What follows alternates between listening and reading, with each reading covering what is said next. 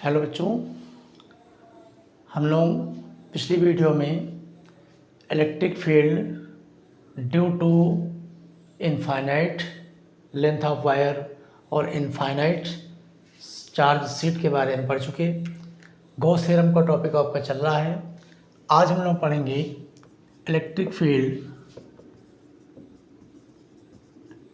Due to charge spherical cell.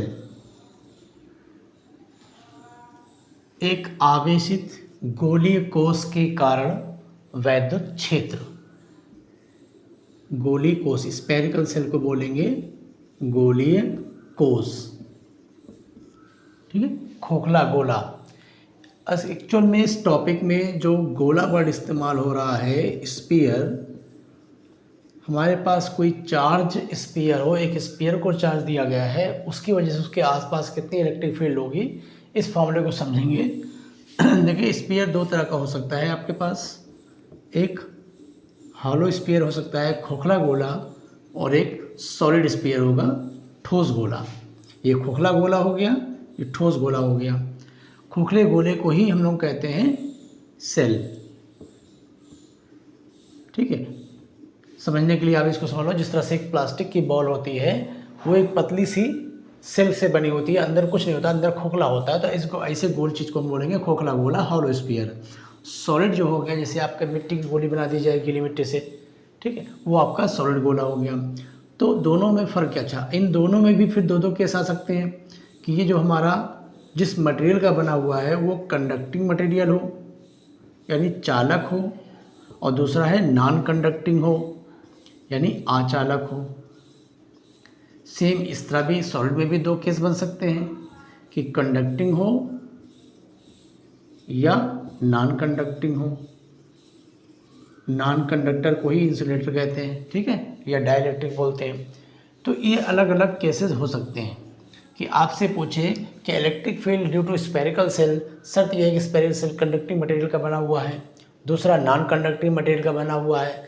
Spherical shell due to solid sphere, एक ठोस गोलीय आवेश के कारण वैद्युत क्षेत्र बताइए, जबकि वो आवेश कैसा है? कंडक्टिंग है, चालक है और अचालक है। देखिए, चार केसेस होते हैं, लेकिन इन तीन केसेस में फार्मूला एक होता है, ठीक है। खोखला गोला हो या ठोस गोला हो, कंडक्टिंग मटेरियल है, नॉन कंडक्टिंग मटेरियल है या कंडक्टिंग, इन तीन केसेस में इलेक्ट्रिक फील्ड के फार्मूला बाहर के लिए सेम आएगा, और इसमें केवल चेंजिंग आएगी। जो नॉन कंडक्टिंग स्फीयर होगा उसके केस में हम लोग इलेक्ट्रिक फील्ड का फॉर्मूला पढ़ेंगे, तो हम देखेंगे इन तीनों से थोड़ा सा डिफरेंट आएगा। तो उस चीज़ को पहले समझते हैं बारी बारी, और फिर इसको बताएंगे ऐसा क्यों होता है। देखिए, जो स्फेरिकल सेल है, जो खोखला गोला है, इस खोखले गोले को अगर आप चार्ज देंगे, क्योंकि इसके अंदर तो कुछ वैसे भी नहीं है, खाली है, तो जो भी आप चार्ज देंगे उसके सरफेस पर आएगा। अगर वो कंडक्टिंग मटेरियल है तो भी उसके आउटर सरफेस पे फैल गया। हमने पहले ही पढ़ रखा है कि कोई भी कंडक्टिंग मटेरियल हो, उसको चार्ज दिया जाए तो सारा चार्ज उसके आउटर सरफेस पर यूनिफॉर्मली डिस्ट्रीब्यूट होता है। अगर वो नॉन कंडक्टिंग मटेरियल होता और उसको हम लोग एक सिरिंज की सहायता से मान लो इसको चार्ज दिया जाए, तो बीच में भले ही चार्ज दें, लेकिन बीच में तो खोखला है ना, तो सारा चार्ज तो बाहर ही आना है। तो चाहे वो कंडक्टिंग हो चाहे नॉन कंडक्टिंग हो, सेल के केस में सारा चार्ज इसके सरफेस के बाहर ही आएगा। अब बात आती है इधर, सॉलिड स्फीयर है। सॉलिड स्फीयर मतलब बीच में ही भरा हुआ है पूरा, और हमने इसको चार्ज दिया थोड़ा सा सिरिंज की सहायता से, तो जो भी चार्ज दोगे चार्ज यहाँ पे इकट्ठा नहीं रहेगा, क्योंकि उनके बीच रिपल्सन होगा। और ये कंडक्टिंग मटेरियल है जो चार्ज को चलने की परमिशन देता है, तो इसमें चार्ज क्या होंगे? एक दूसरे से दूर भागते हुए सरफेस पे आ जाएंगे। तो चाहे आपका हॉलो स्फीयर हो, कंडक्टिंग नॉन कंडक्टिंग दोनों, या सॉलिड भी है और कंडक्टिंग है, तो सारे चार्ज को क्या कर देगा? बाहर कर देगा। तो कंडक्टिंग वाले में हम लोग क्या कर रहे थे, सॉलिड स्फीयर है तो कंडक्टिंग वाला केस भी सेम इन्हीं लोग के जैसा हो गया, इसलिए कह रहे हैं इन तीन केस में आपके फॉर्मूले सेम होंगे। चौथा केस जो नॉन कंडक्टिंग है, अगर ये सॉलिड है और नॉन कंडक्टिंग है, इस सॉलिड को हमने चार्ज दिया तो चार्ज डिस्ट्रीब्यूट नहीं होगा, चार्ज फैलेगा नहीं। जरूरी नहीं कि सारा चार्ज सरफेस पर आ जाए, इसमें कुछ भी हो सकता है, क्योंकि एक नॉन कंडक्टिंग मटेरियल यानी अचालक पदार्थ है, चालकों को यानी आवेशों को चलने की परमिट नहीं करता। इसमें क्या होगा, आपने चार्ज दिया तो हो सकता है यहाँ चार्ज इकट्ठा हो गए, यहाँ कम हो गए, कुछ भी हो सकता है। सरफेस पे ज़्यादा चार्ज आ गए, बीच में कम है, बीच में इस जगह पे ज़्यादा आ गया, इस जगह कम है, इसमें सारे केस पॉसिबल है। फिलहाल हम लोग जो स्टडी करेंगे ये मान के चलेंगे कि चार्ज बाहर और अंदर हर जगह है, लेकिन यूनिफॉर्मली डिस्ट्रीब्यूट है, ये हम केस लेके चलेंगे। हालांकि नॉन कंडक्टिंग को जब चार्ज दिया जाए तो चार्ज कहीं भी हो सकता है एक ही जगह पे केवल इकट्ठा होगा और कहीं जा ही ना, तो सारे केस में हो सकते हैं। हम लोग जो स्टडी करेंगे वो किसकी करेंगे, ये मान के चलेंगे चार्ज पूरे में फैल गया है लेकिन यूनिफॉर्मली है, सरफेस पर भी है और अंदर भी है, तो इसके फॉर्मूला हम लोग निकालेंगे। तो ये 3 केसेस हम लोग पढ़ेंगे। तो अभी हम लोग निकालते हैं इसके लिए स्फेरिकल सेल के लिए, चाहे वो कंडक्टिंग हो या नॉन कंडक्टिंग हो, दोनों के लिए फॉर्मूला एक ही होगा, कंडक्टिंग और नॉन कंडक्टिंग, इन दोनों के लिए फॉर्मूला सेम है, चालक और अचालक। तो कोई चालक खोखला गोला हो या अचालक खोखला गोला हो, दोनों ही केस में फार्मूला सेम आता है। और फार्मूला क्या आएगा उसको समझने की कोशिश करेंगे, फिर उस फार्मूले को याद रखेंगे। तो चलिए हम लोग फार्मूला निकालते हैं इसका। तो देखिए इसमें भी कई केसेस हैं। पहले हमने मान लिया कि मान लो हमारे पास ये एक स्फेरिकल सेल है, इसकी रेडियस है capital R. Capital R radius का एक खोखला गोला है, स्फेरिकल सेल है, हॉलो स्फीयर है, इसको चार्ज दिया गया +Q, और ये चार्ज इसके आउटर सरफेस पर क्या हो गया, यूनिफॉर्मली डिस्ट्रीब्यूट हो गया, एक समान रूप से वितरित हो गया। कह रहा इस गोली चालक के कारण, इस गोली आवेश के कारण आप वैद्युत क्षेत्र की तीव्रता बताइए। इसमें हम लोग क्या करेंगे, एक टर्म लेंगे कि मान लो ये जो गोला है इसके ऊपर जो सारा चार्ज हम दे रहे हैं, उस चार्ज कहाँ फैल रहा है, उसके सरफेस पर, और यूनिट सरफेस एरिया पे जो चार्ज होता है उसको क्या बोलते हैं, सरफेस चार्ज डेंसिटी। तो हम मान के चलेंगे हमारे पास जो गोला है इसकी सरफेस चार्ज डेंसिटी कितनी है, सिग्मा। यहाँ पे सिग्मा जो टर्म आएगा वो क्या होता है, surface charge density. Surface charge density Hindi में क्या बोलेंगे, आवेश का पृष्ठ घनत्व। आवेश का पृष्ठ घनत्व ये बताता है कि जो आपने चार्ज दिया हुआ है वो सरफेस पर फैला हुआ है, तो डेंसिटी कितनी है उनकी, पास पास कितने हैं या दूर दूर कितने हैं। तो हमने मान लिया इस सरफेस की सरफेस चार्ज डेंसिटी सिग्मा है। हम फॉर्मूले को 2 टर्म में निकालेंगे, एक सरफेस चार्ज डेंसिटी के टर्म में निकालेंगे इसके पदों में, और एक निकालेंगे चार्ज के टर्म में। तो हमने क्या माना कि हमारे पास एक स्फेरिकल सेल है, सरफेस चार्ज डेंसिटी यानी यूनिट एरिया में इसके पास चार्ज है सिग्मा, और टोटल चार्ज को कितना दिया गया था, Q। और पूछ रहा है इस गोली कोष के कारण इस जगह पर, यहाँ पर एक पॉइंट मान लीजिए P है, और इस पॉइंट पर आपको इलेक्ट्रिक फील्ड बतानी है, और ये पॉइंट इसके सेंटर से कितनी दूर है, स्मॉल r डिस्टेंस पर है। ठीक, अब इसके बाद हम लोग क्या करेंगे, इलेक्ट्रिक फील्ड को निकालने के लिए हम गॉस थ्योरम का यूज़ करेंगे। तो गॉस थ्योरम आपने क्या पढ़ा कि गॉस थ्योरम तभी अप्लाई होती है या तभी तक वैलिड होती है जब गॉसियन सरफेस यानी एक बंद पृष्ठ हो, एक क्लोज सरफेस हो, उसके अंदर चार्ज हो। तो अगर आपको यहाँ पर इलेक्ट्रिक फील्ड निकालनी है और गॉस थ्योरम को यूज़ करना है, तो सबसे पहले जितनी भी चार्ज हैं इस चार्ज को एक क्लोज सरफेस के अंदर 3D फिगर के अंदर बंद करना होगा। ठीक, शर्त यह है कि वो 3D फिगर या क्लोज सरफेस जो होगा वो इस ये P पॉइंट उस सरफेस पर आना चाहिए। तो हम लोग क्या करेंगे, इसको सेंटर मानते हुए R रेडियस का एक स्फेरिकल सरफेस खींचेंगे जो P से होता हुआ जाए। तो P पॉइंट से होता हुआ एक स्फेरिकल सरफेस की हमने कल्पना कर ली, और इसी को हम क्या बोल देंगे, गॉसियन सरफेस। ये हमारा गॉसियन सरफेस हो गया, गॉसियन पृष्ठ या गॉसियन, इंग्लिश में गॉसियन सरफेस। तो ये हमारे पास गॉसियन सरफेस है जो P पॉइंट से होता हुआ जा रहा है। अब इसके बाद आपको तरीका मालूम है कि जब भी आपको गॉसियन सरफेस मिल जाए और उस सरफेस से आउटवर्ड डायरेक्शन में टोटल कितना फ्लक्स निकल रहा है, तो गॉस ने क्या बताया कि किसी भी बंद पृष्ठ से अंदर अगर चार्ज है तो उससे बाहर की ओर निकलने वाला टोटल फ्लक्स होता है 1/ε0 times of total charge enclose by the surface. उस सरफेस के अंदर जितना चार्ज होगा उस सारे चार्ज का, जो भी चार्ज इसके अंदर है, इनसाइड है, उस चार्ज का क्या होगा, 1/ε0 टाइम्स। ठीक, इसको आप लोग ऐसे भी लिखते हैं 1/ε0 टाइम्स ऑफ टोटल चार्ज, जो कि इनसाइड हो, उसके अंदर हो। ये किसके इक्वल था, टोटल फ्लक्स। ये गॉस थ्योरम कहती है। अच्छा, फ्लक्स को निकालते कहते हैं, इस फ्लक्स को कैसे निकाला जाए, तो इसके लिए देखिए हम लोग क्या करेंगे, इस गॉसियन सरफेस के ऊपर कहीं पे छोटे से एक एरिया की कल्पना करो कि मान लो यहाँ पर एक एरिया एलिमेंट हमने मान लिया छोटा सा। ये छोटा सा जो एरिया एलिमेंट है इसका एरिया वेक्टर बाहर की ओर काम कर रहा है DA, क्योंकि 3D फिगर के अंदर क्या होता है, किसी भी सरफेस की एरिया क्या होती है उसकी नॉर्मल।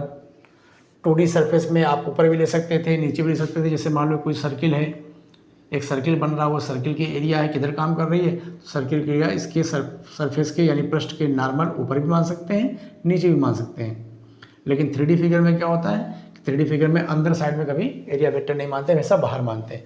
तो इसकी एरिया वेक्टर बाहर काम कर रहा है और इस पूरे चार्ज की वजह से जो भी इलेक्ट्रिक फील्ड यहाँ पे होगी वो इलेक्ट्रिक फील्ड भी आउटवर्ड डायरेक्शन में होगी, क्योंकि पॉजिटिव चार्ज की इलेक्ट्रिक फील्ड आउटवर्ड डायरेक्शन में। इन दोनों के बीच का एंगल कितना आ जाएगा, 0।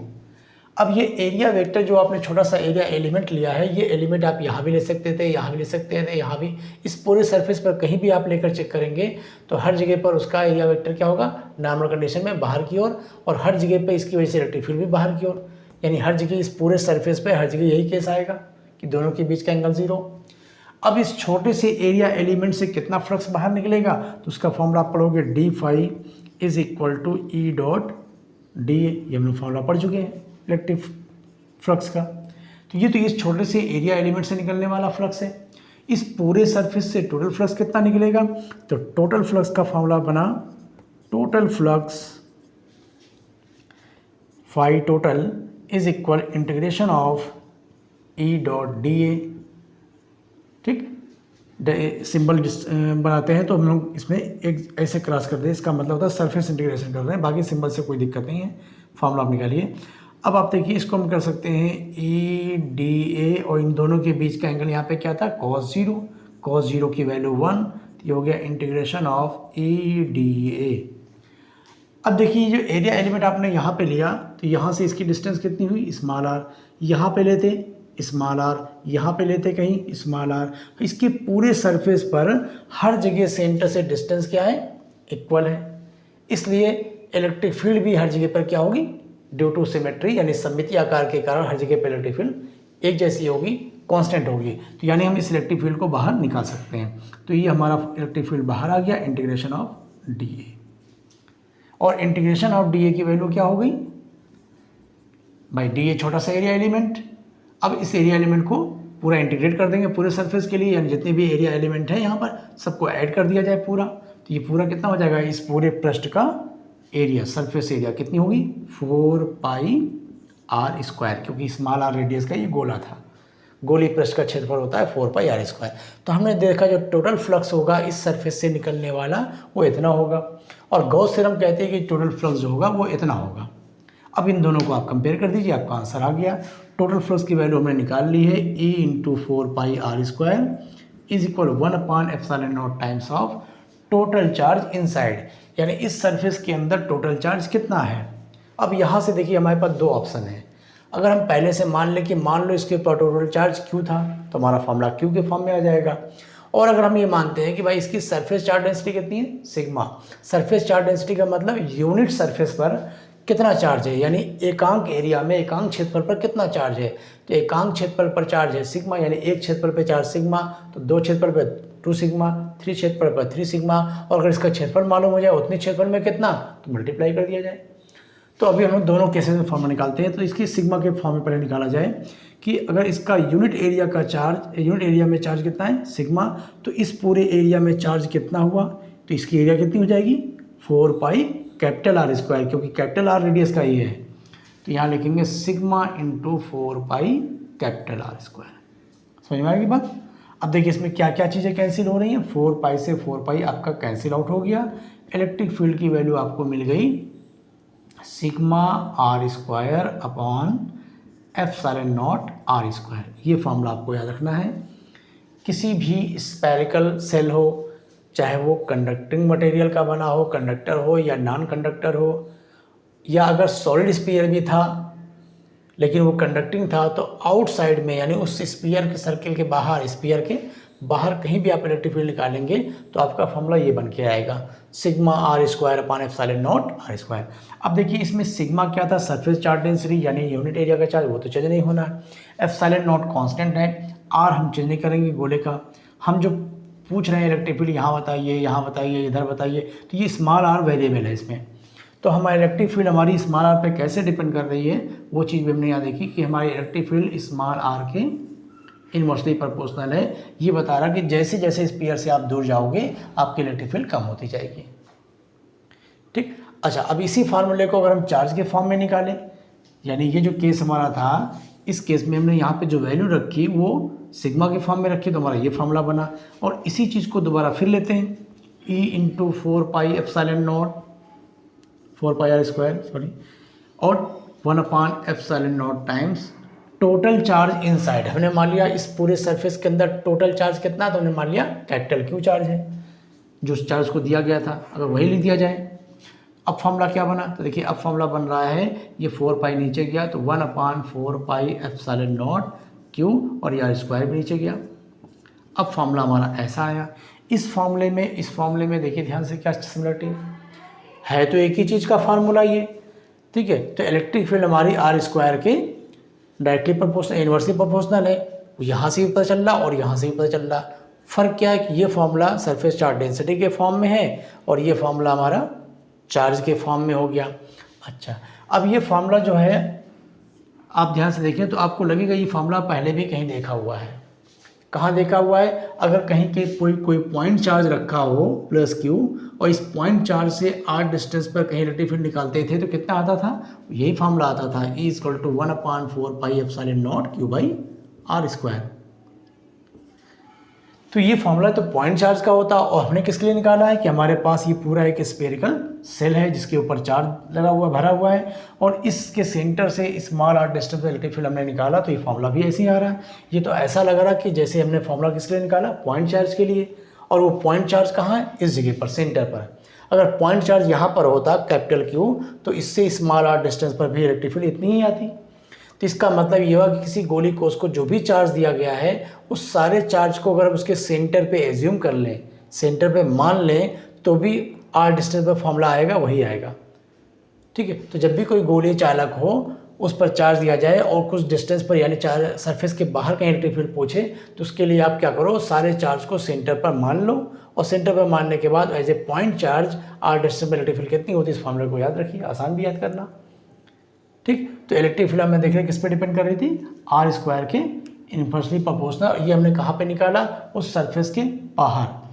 यानी ये जो हमारा केस था कि इलेक्ट्रिक फील्ड निकालने का, इस केस में हम लोगों ने क्या लिया कि जो स्मॉल आर डिस्टेंस है जहाँ पे आपको इलेक्ट्रिक फील्ड निकालनी है, वो डिस्टेंस इसके रेडियस से क्या थी, ज़्यादा थी। इसको बोलते हैं आउटसाइड, यानी उस सेल के, उस गोली कोष के बाहर कहीं इलेक्ट्रिक फील्ड निकालना। तो बाहर हमने कहीं इलेक्ट्रिक फील्ड निकाला, तो फॉर्मूला ये हमारा बन के आया सरफेस चार्ज डेंसिटी के फॉर्म में, और ये आ गया चार्ज के फॉर्म में। चार्ज के फॉर्म में जो आया उससे हमें एक जानकारी मिली कि किसी भी गोली कोष के सारे चार्ज को उसके सेंटर पर हम मान सकते हैं, कल्पना कर सकते हैं कि मान लो यहाँ पर है, तो भी हमारा फॉर्मूला यहाँ पर उतना ही आएगा, आसानी से पता चल जाएगा। तो ये ऐसा हमको लग रहा है कि सारा चार्ज के सेंटर पर है, तभी तो यहाँ पर इलेक्ट्रिक फील्ड आया, लेकिन एक्चुअल में ऐसा होता नहीं है, लेकिन एज्यूम करके आप क्वेश्चन को सॉल्व कर सकते हैं। ठीक, तो ये तो पहला केस हो गया जब इलेक्ट्रिक फील्ड हम बाहर साइड में कहीं निकाल रहे थे। सेकंड है, अब इसके सरफेस पर अगर निकाला जाए, तो सरफेस वाले केस में देखिए कोई स्पेशली काम नहीं करना है। केस सेकंड जो हमारा होगा वो होगा at the surface. At the surface का मतलब जो स्मॉल आर है, इसको कम करते करते हम लोग कहाँ पे आ गए, सरफेस पे आ गए, यानी स्मॉल आर की वैल्यू कैपिटल आर की इक्वल हो गई। तो at the surface of sphere, यानी गोली कोष के हम पृष्ठ पर आ गए। तो पृष्ठ पर फॉर्मूला क्या होगा, तो पृष्ठ वाले फॉर्मूले के लिए कुछ नहीं करना है, जहाँ जहाँ स्मॉल आर है वहाँ वहाँ आपको कैपिटल आर कर देना है। तो यही वाला फार्मूला जो हमारा होगा उस सरफेस के लिए इलेक्ट्रिक फील्ड कितनी बन जाएगी, सरफेस के लिए हमारी इलेक्ट्रिक फील्ड बन जाएगी, स्मॉल आर की जगह पे कैपिटल आर करोगे तो दोनों कैंसिल हो जाएगा, σ/ε0।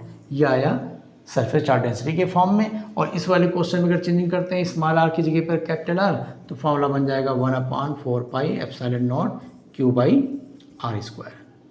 देखिए यहाँ से भी वो चीज़ क्लियर हो रही है, एक्चुअल में चार्ज कहाँ है, इस सरफेस पर है, और इलेक्ट्रिक फील्ड हम कहाँ निकाल रहे हैं, इसी सरफेस पे निकाल रहे हैं। लेकिन इलेक्ट्रिक फील्ड कितनी होगी, तो बड़ा कन्फ्यूजन वाला चीज़ आ गया कि भाई चार्ज भी यहीं पर है और यहीं पे इलेक्ट्रिक फील्ड निकाल रहा है, फॉर्मूला तो नहीं बन सकता। लेकिन हमने क्या किया, किसी गोली आवेश के, गोली पृष्ठ के जो चार्ज हैं उस सारे चार्ज को सेंटर पे मान लो। अगर ये सारा चार्ज सेंटर पे होता तो पृष्ठ पे इलेक्ट्रिक फील्ड कितनी होती, तो सारा चार्ज यहाँ पर है Q और Q से R डिस्टेंस पर इलेक्ट्रिक फील्ड कितनी होगी, तो वही आएगी Q/R²। ठीक, तो ये तरीका है इसके याद रखने का। तो ये हमने देख लिया इसके सरफेस पर और आउटसाइड में। अब देखते हैं गोली कोस के या गोली पृष्ठ के अंदर इलेक्ट्रिक फील्ड कितनी होंगी।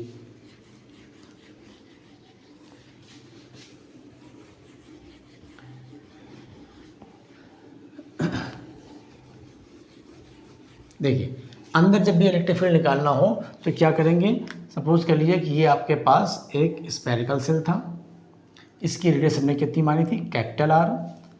ठीक, इसको +Q चार्ज दिया गया था जो इसके आउटर सरफेस पर यूनिफॉर्मली डिस्ट्रीब्यूट हो गया था। ठीक, इसकी सरफेस चार्ज डेंसिटी हमें मानी थी सिग्मा। अब हम क्या कह रहे हैं, इस गोली पृष्ठ के अंदर कहीं पर इलेक्ट्रिक फील्ड पूछ रहे हैं। मान लीजिए आपसे पूछा गया इलेक्ट्रिक फील्ड यहाँ पे कितनी होगी, ये P पॉइंट है और इसके सेंटर से इसकी जो डिस्टेंस है वो स्मॉल r। तो क्या तरीका होता है कि सबसे पहले जिस पॉइंट पर इलेक्ट्रिक फील्ड निकालना है उस पॉइंट से होता हुआ एक गॉसियन पृष्ठ खींचिए और वो गॉसियन पृष्ठ क्या होना चाहिए चार्ज को इनक्लोज कर ले। सॉरी, अगर इस P पॉइंट से होता हुआ हम कोई गॉसियन पृष्ठ खींचेंगे, ये हमारा गॉसियन सरफेस आ गया, गॉसियन सरफेस। अब इस सरफेस से निकलने वाला टोटल फ्लक्स कितना होगा वो हम कैलकुलेट करेंगे। तो हम देख रहे हैं इस सरफेस से निकलने वाला टोटल फ्लक्स कितना हुआ, phi total is equal, Gauss theorem कहती है 1/ε0 times of total charge inside. तो हम देख रहे हैं इस सरफेस के अंदर कोई चार्ज तो है ही नहीं, सारा चार्ज तो यहाँ पर है। तो जब सरफेस के अंदर कोई चार्ज है ही नहीं, ये ज़ीरो हो गया, तो टोटल फ्लक्स भी ज़ीरो आया। तो पता चला यहाँ से निकलने वाला टोटल फ्लक्स ज़ीरो है। और जब टोटल फ्लक्स ज़ीरो है, और अभी हमने पीछे कैलकुलेट करने का तरीका बताया था कि यहाँ से निकलने वाला फ्लक्स कैसे कैलकुलेट करेंगे, तो यहाँ पे एक छोटी सी एरिया मानेंगे। अब इसका जो एरिया वेक्टर है वो बाहर काम कर रहा है dA, लेकिन अब यहाँ पे कोई चार्ज तो है ही नहीं, तो इसकी वजह से इलेक्ट्रिक फील्ड यहाँ कहाँ शो कर पाएंगे। तो सिंपल सी बात है, जहाँ पे इलेक्ट्रिक फ्लक्स जीरो तो वहाँ पे इलेक्ट्रिक फील्ड की वैल्यू भी जीरो। तो हम देख रहे हैं इसके अंदर कहीं कोई चार्ज नहीं है, यानी इससे रिलेटेड कोई फ्लक्स नहीं है, कोई रेज बाहर नहीं निकल रही है, इसका मतलब इसके अंदर कोई चार्ज नहीं है। जो चार्ज नहीं है तो यहाँ पे इलेक्ट्रिक फील्ड भी नहीं होगी। तो किसी गोली कोस के अंदर इलेक्ट्रिक फील्ड नहीं होती।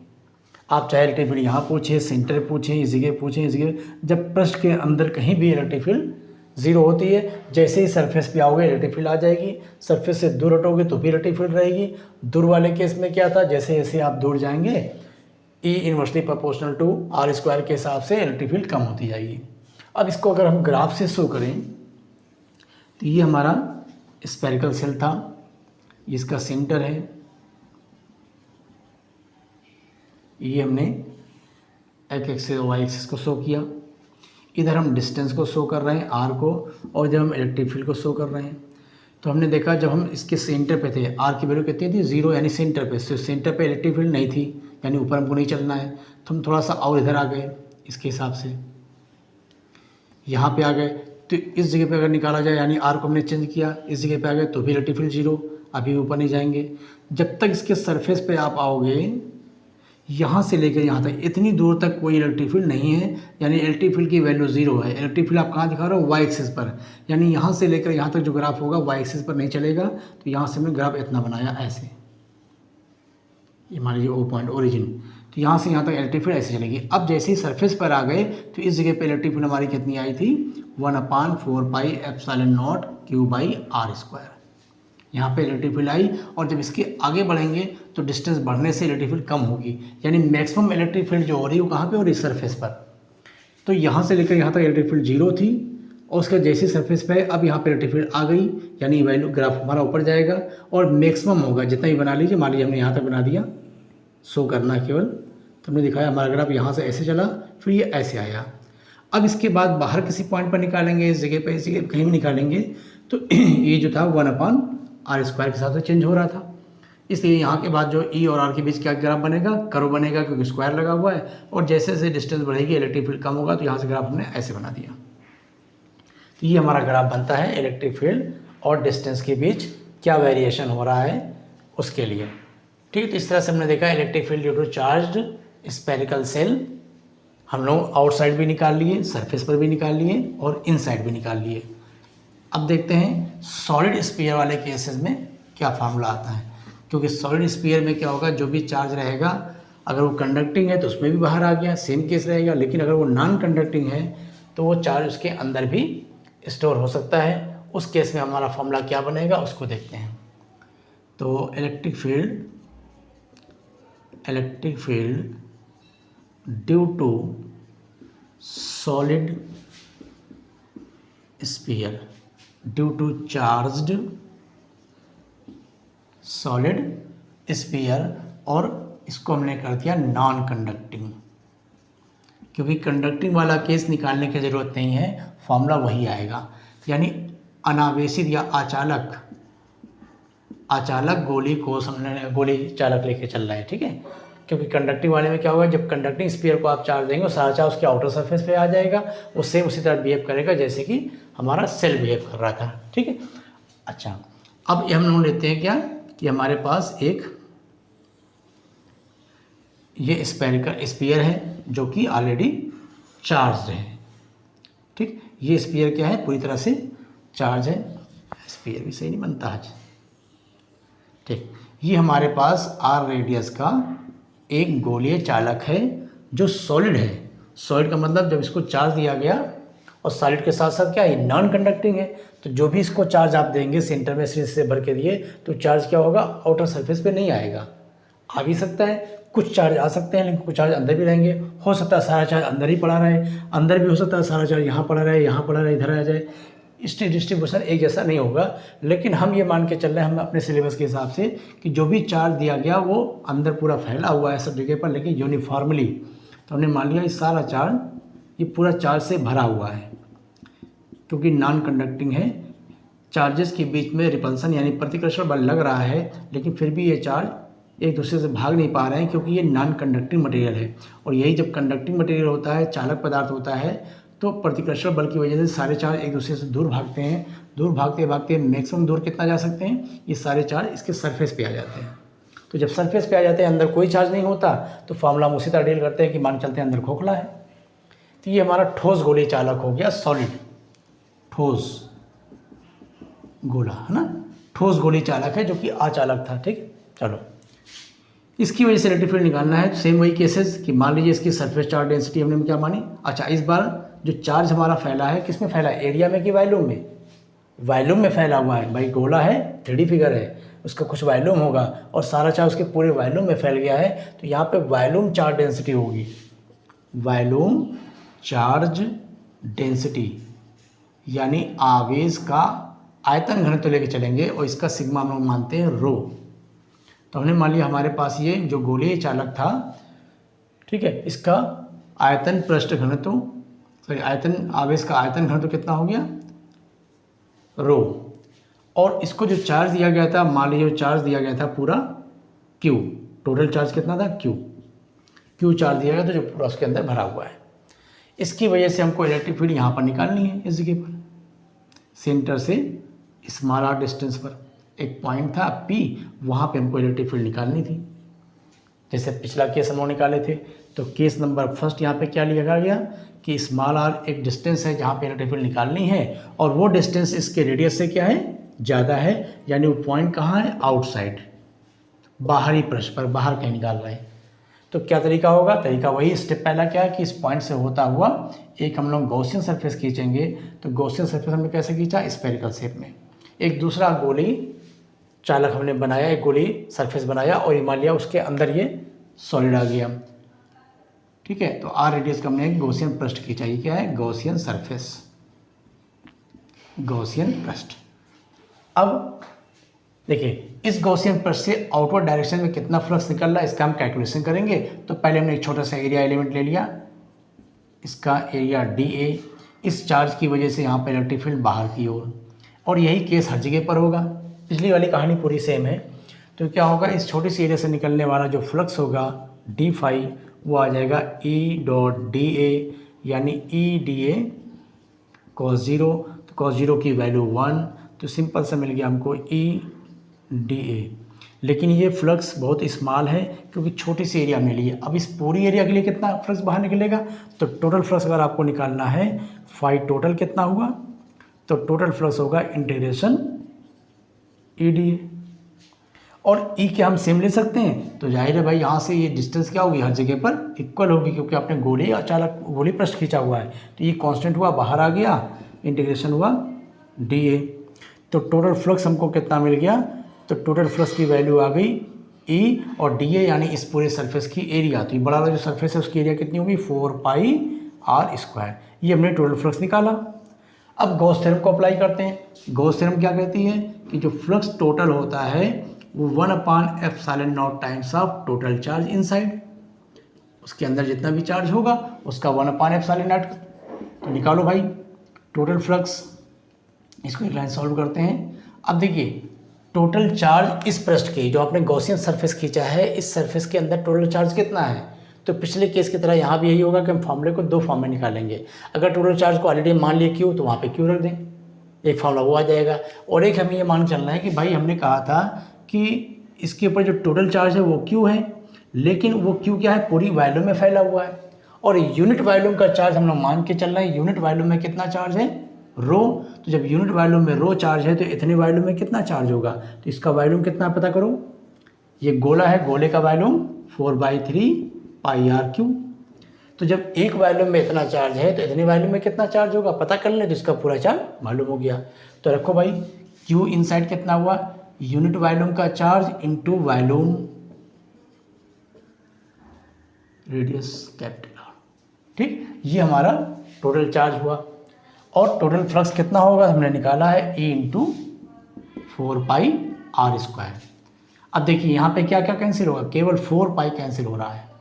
और E की वैल्यू आपको क्या मिल गई, σr³/3ε0r²। ये मिला ना। ये बहुत ही इंपॉर्टेंट फॉर्मूला है, इसको आप याद रखिए।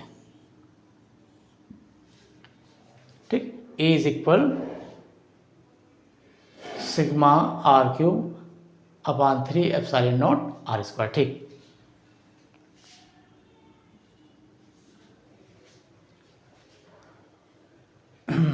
तो ये हमारा क्या, आउटर साइड में इलेक्ट्रिक फील्ड आई। तो इस गोली जो कि हमारा सॉलिड था उसकी वजह से बाहर कहीं भी, इस गोले के बाहर कहीं भी इलेक्ट्रिक फील्ड निकालना है तो किस पे डिपेंड करा, देखिए ये कांस्टेंट, ये भी कांस्टेंट, ε0 कांस्टेंट, यानी E inversely proportional to r²। यही बातें हमने आपको बताई थी कि आपका खोखला गोला हो, स्फेरिकल सेल हो, कंडक्टिंग हो, नॉन कंडक्टिंग हो, या सॉलिड स्फीयर हो, ठोस गोला हो लेकिन नॉन कंडक्टिंग हो, ये तीन केस एक जैसे होते हैं। इन तीनों केस में बाहर इलेक्ट्रिक फील्ड हमेशा इसी के हिसाब से चलेगी, r² के इनवर्सली प्रोपोर्शनल होगी। अच्छा, इसी फॉर्मूले को अगर चार्ज के फॉर्म में निकालते तो क्या आता, सेम कहानी हम लोग करते। यहाँ पर टोटल फ्लक्स तो वही लिया जाता, E × 4πr²। और यहाँ पे क्या हो जाता, टोटल चार्ज को हम निकालते नहीं बल्कि टोटल चार्ज को मान लेते क्यू है तो क्यू के फॉर्म में ही रहने देते। तब यही फॉर्मूला हमारा क्या बन जाता, 1/4πε0q/r²। देखिए फिर वही चीज़ आ गई। ये फिर वही बात कर रहा है कि अगर बाहर का इलेक्ट्रिक फील्ड निकालना है तो ये मान चलो ये सारा जो चार्ज है वो कहाँ पे, इसके सेंटर पे है। और सेंटर पे चार्ज को एज्यूम कर लो तो इस हमारा डिस्टेंस इलेक्ट्रिक फील्ड कितनी होगी, तो ये फॉर्मूला होता था पॉइंट चार्ज का, बिंदु आवेश के लिए। ठीक है, तो इस तरह हमने एक ठोस गोले के लिए भी इलेक्ट्रिक फील्ड निकाली, कहाँ पर, उस गोले के आउटसाइड पर कहीं पर। और इस फॉर्मूले को याद रखेंगे। अब यहाँ के बाद तो समझ में आती है गोली कोस से इसमें क्या डिफरेंस है, वो अब आएगा। क्योंकि गोली कोस में क्या था भाई, बाहर कहीं पे निकालते थे इलेक्ट्रिक फील्ड तो इस हिसाब से चलता था। सरफेस पे निकालेंगे तो स्मॉल r की जगह पे कैपिटल R कर देंगे, यहाँ भी आप कर दिए। यहाँ भी अगर आप सरफेस पे निकालते हैं, देखिए सेकंड केस क्या होगा, case second at the surface, यानी उसके पृष्ठ पर निकाला जाए तो एट द सरफेस के लिए स्मॉल r की वैल्यू क्या होगी, कैपिटल R के इक्वल। तो जहाँ स्मॉल है वहाँ पे आप कैपिटल R करो तो क्या फार्मूला मिलेगा, तो ये वाला फार्मूला हमारा बन जाएगा A = ρ।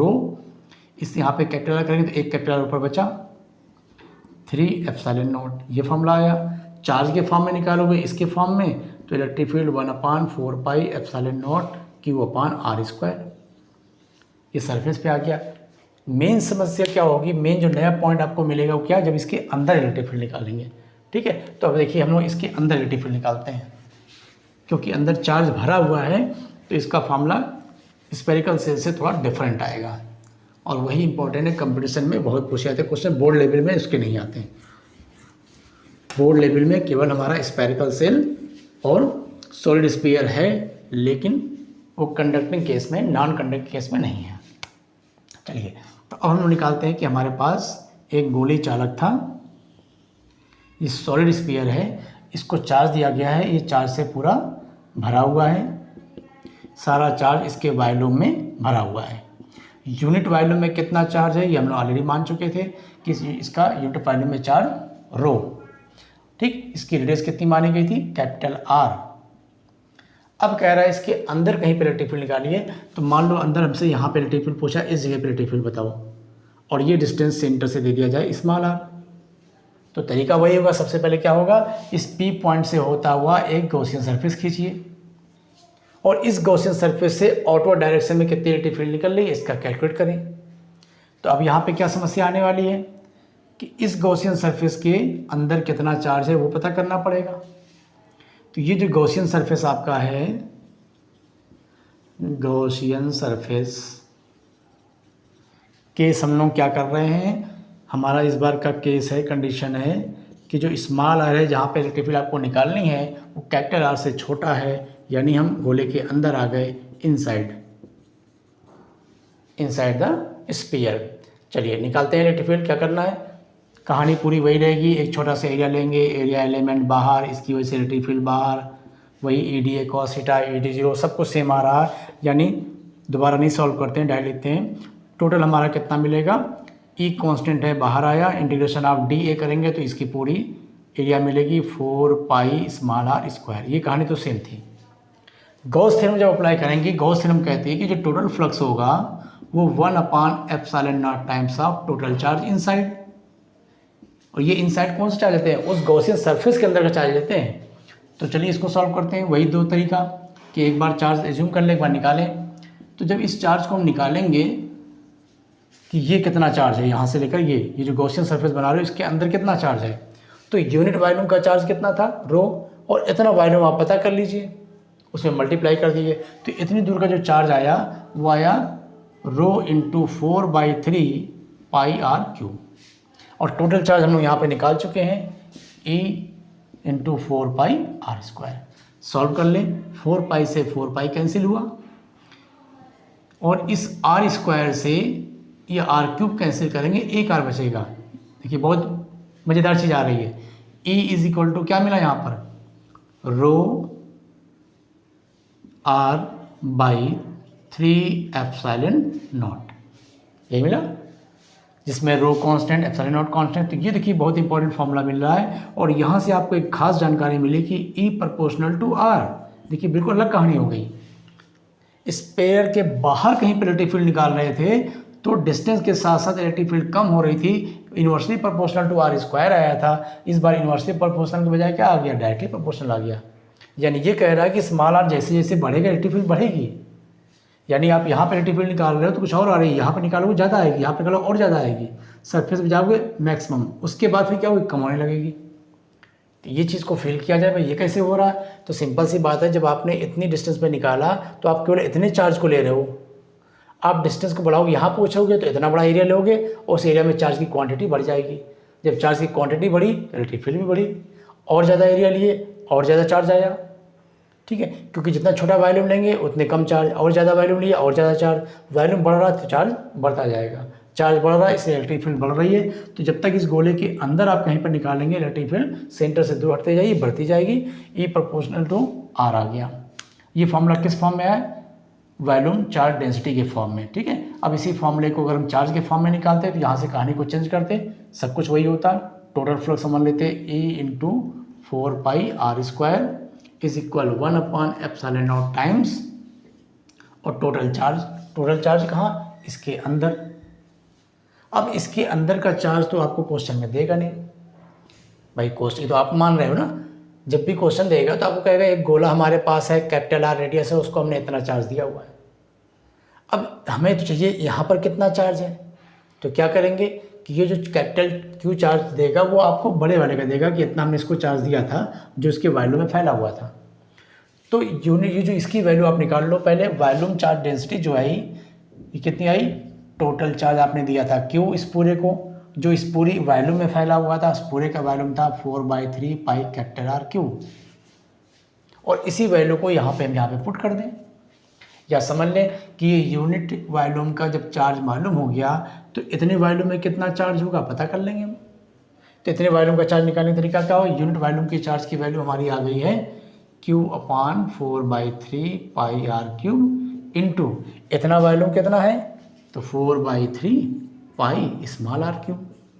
4/3 पाई आप कैंसिल कर लीजिए, बचा E into 4 pi r square 1/ε0 times of Q, इधर 4 बच रहा है, आर क्यू बचा, नीचे कैपिटल आर क्यू बचा। अब क्या क्या चीज़ें कैंसिल होंगी, 4 से 4 कैंसिल हो गया, ठीक है, और इस आर स्क्वायर से 2 आर कैंसिल हो गया, 1 आर बचा। तो ई की वैल्यू हमारी कितनी आ गई, यहाँ बची है Q इंटू स्मॉल आर, नीचे क्या क्या आया पाई ε0 आर क्यूब, तो ε0 पाई आर क्यूब। चार्ज के फॉर्म में एक क्वेश्चन ऐसा बना। तो इससे भी हमको जानकारी वही मिली कि जो इलेक्ट्रिक फील्ड है वो स्मॉल आर पर डिपेंड कर रही है, ठीक। तो ये हम लोगों ने किसी सॉलिड स्फीयर के क्या हुआ इनसाइड में इलेक्ट्रिक फील्ड निकाल लिया। अब इसका अगर ग्राफ बनाया जाए तो फिर ग्राफ कैसा बनेगा भाई, चलिए ग्राफ बनाते हैं। इधर इलेक्ट्रिक फील्ड शो किया जा रहा है, इधर आर शो किया जा रहा है। ये हमारे पास एक चार्ज स्फीयर था, इसके सेंटर से होते हुए यहाँ ओरिजिन दिखला दिए, ये हो गया इसका रेडियस। सेंटर पे जब थे इस जगह पर जैसे जैसे बढ़ रहे हैं इलेक्ट्रिक फील्ड क्या शुरुआत में बढ़ रही है, कैसे बढ़ रही है directly proportional, E directly proportional to r. ये कब तक बढ़ेगा, जब तक आप सरफेस पे नहीं आ जाते। तो यहाँ से हम लोग क्या किए, इस सरफेस तक का जो डायग्राम है यहाँ से इलेक्ट्रिक फील्ड को डायरेक्टली प्रोपोर्शनल ऐसे बढ़ाएंगे स्ट्रेट लाइन, ठीक है। इसके बाद जब हम उसके सरफेस से बाहर आए, इस स्फीयर के सरफेस से बाहर, ये पूरा चार्ज भरा हुआ है, स्फीयर के सरफेस से जब बाहर निकले तो हमारा क्या केस लागू हो जाएगा, E inversely proportional to r square, यानी E की वैल्यू इसके स्क्वायर के इनवर्सली प्रोपोर्शनल होगी, यानी फिर वही कहानी होगी, ग्राफ ऐसे बना। तो इस बार इलेक्ट्रिक फील्ड और डिस्टेंस के बीच ये रिलेशन आएगा, इस तरह ग्राफ बनेगा, ठीक है। तो हम लोगों ने सॉलिड स्फीयर के बारे में भी चीज़ पढ़ लिया, स्फेरिकल सेल पढ़ लिया। तो ये बहुत ही इंपॉर्टेंट चैप्टर है, ये इलेक्ट्रिक फ्लक्स में बहुत इंपॉर्टेंट काम करता है, बहुत सारे क्वेश्चन बनते हैं। अब हम नेक्स्ट वीडियो में इसके कुछ क्वेश्चन लगाएंगे इलेक्ट्रिक फ्लक्स के, कुछ क्वेश्चन पहले वीडियो में भी लगाए गए थे, कुछ और क्वेश्चन लगाते हैं, ठीक है, ओके।